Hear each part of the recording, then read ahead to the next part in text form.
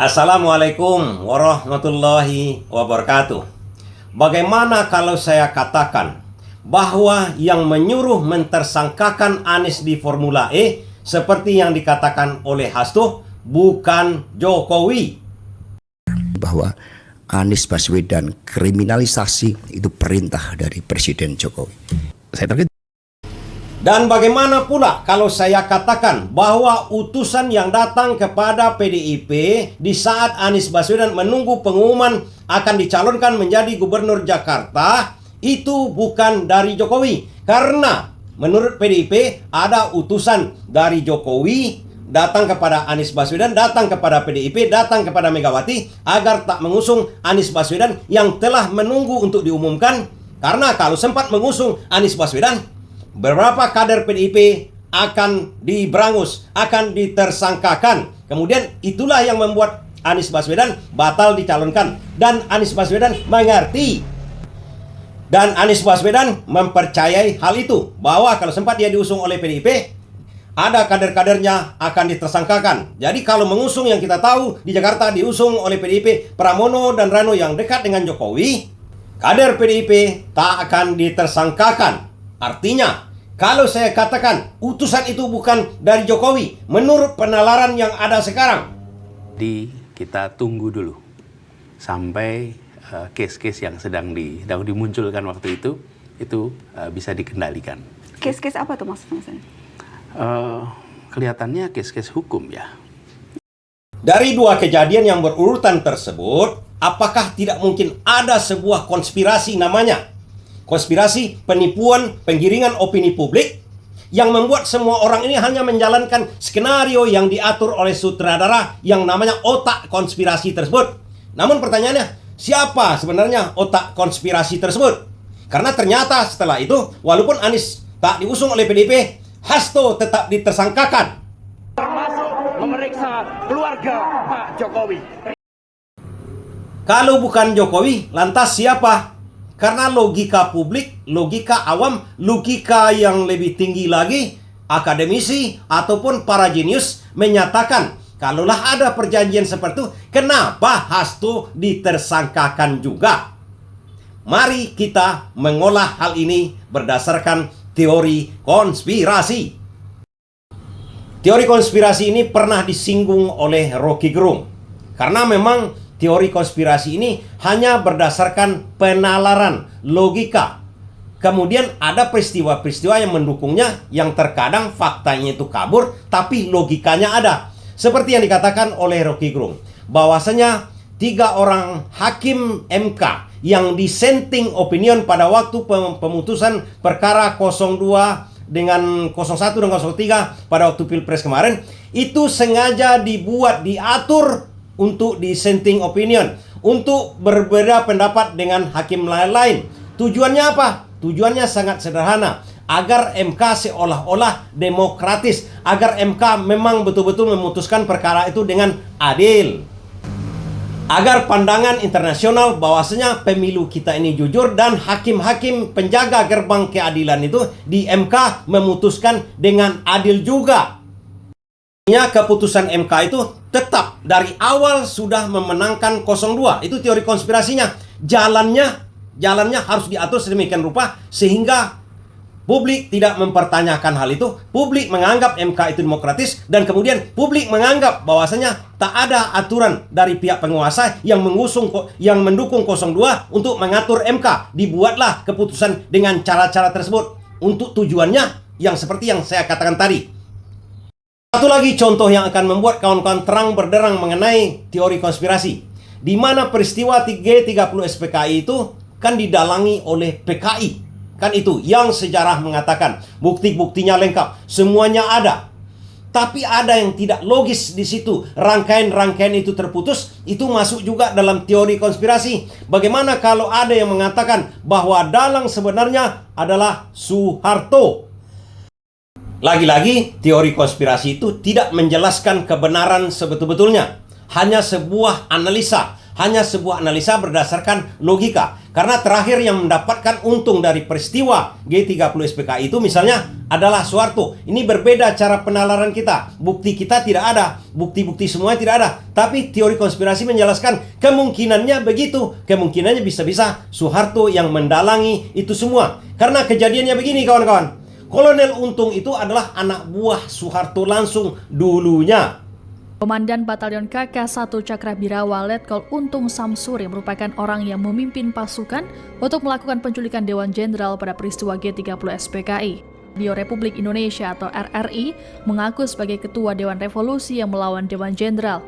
Bahkan Untung mengaku bahwa ia menjadi satu-satunya yang menandatangani dokumen Dewan Revolusi itu. Namun sehari kemudian, yakni pada 2 Oktober 1965, Untung kabur dan berhasil ditangkap pada 11 Oktober 1965.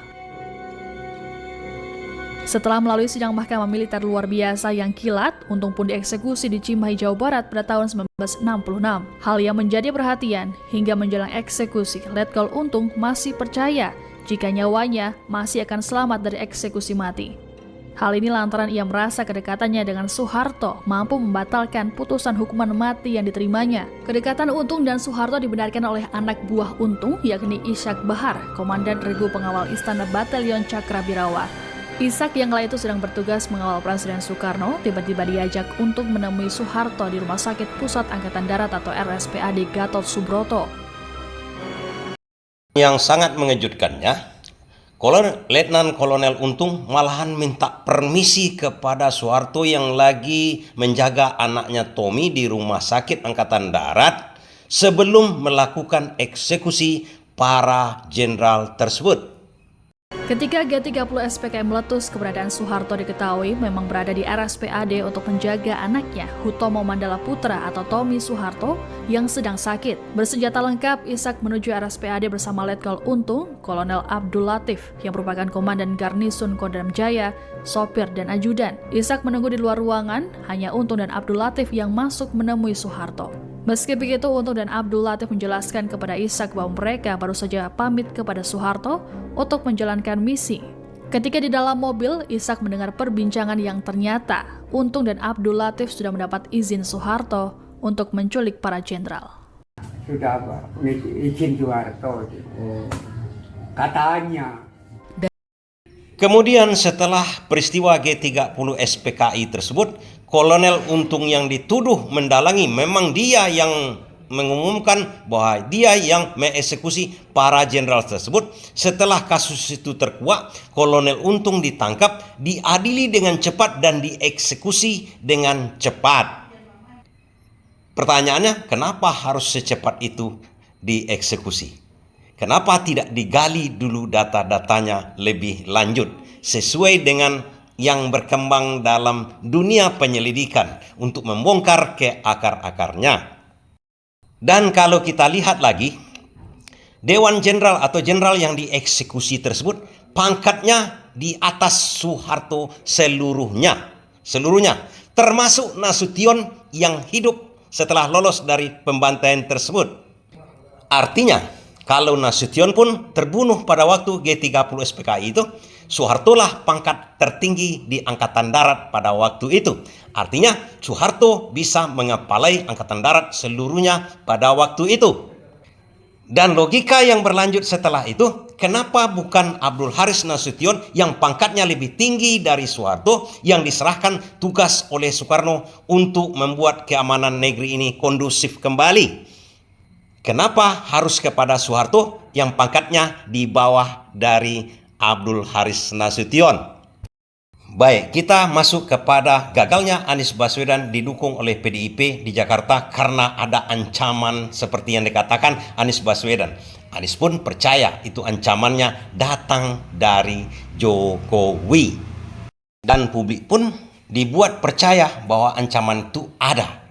Ancaman itu ada dari Jokowi. Karena berdasarkan penalaran dan kata-kata Hasto sebelumnya bahwa Anies Baswedan dikriminalisasi oleh Jokowi. Dan Jokowi juga menghambat Anies Baswedan menjadi gubernur. Nah, bagaimana kalau ceritanya seperti begini kawan-kawan? Tak ada sama sekali Jokowi mengirim utusannya untuk mentersangkakan kader PDIP kalau mendukung Anies Baswedan. Tak ada sama sekali. Bagaimana kalau itu hal yang dibuat-buat oleh mungkin PDIP, mungkin yang lain, mungkin siapa saja. Artinya tidak ada sama sekali utusan. Kemungkinan Hasto ditersangkakan sudah ada isu-isunya, tapi utusan yang langsung seperti yang dikatakan Anies Baswedan yang datang itu tidak ada, hanya memainkan isu PDIP. Pertanyaannya, kenapa itu dilakukan oleh PDIP? Yang kita tahu, rakyat Jakarta menginginkan Anies Baswedan menjadi gubernur. Situ kuncinya pertama. Jadi siapa yang mengusung Anies Baswedan itu akan memenangkan pertarungan untuk partai politik di Jakarta.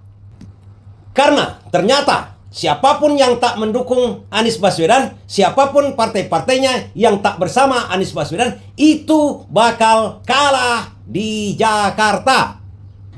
Atau siapapun yang tak didukung Anies Baswedan, kalau seandainya dia batal mencalon menjadi gubernur Jakarta, tak akan menang di Jakarta. Jadi calon PDIP, siapapun nanti yang dicalonkan oleh PDIP atau dicalonkan oleh Koalisi Indonesia Maju untuk menang di Jakarta harus didukung oleh anak Abah, harus didukung oleh Anies Baswedan. Karena di Jakarta kemarin ada gerakan Gercos. Kalau sempat Gercos itu dimenangkan oleh anak Abah yang notabene adalah pendukung Anies Baswedan, bisa-bisa pemilu diulang, pilkada diulang di Jakarta. Bagaimana supaya menyelesaikan hal ini?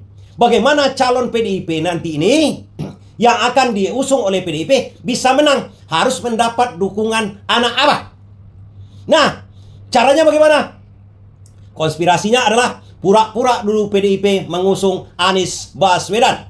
Pura-pura, artinya udah diminta pengaruh, udah dibawa pengaruh anak Abah ini ke dalam PDIP. Oke, setelah itu dibatalkan. Cara pembatalannya inilah konspirasi. Pura-pura juga Jokowi, pura-pura ada utusan yang mengancam Hasto yang memang sudah mau ditersangkakan juga. Dipakailah isu ini untuk menjegal Anies Baswedan, agar Anies Baswedan terjegal bukan karena PDIP.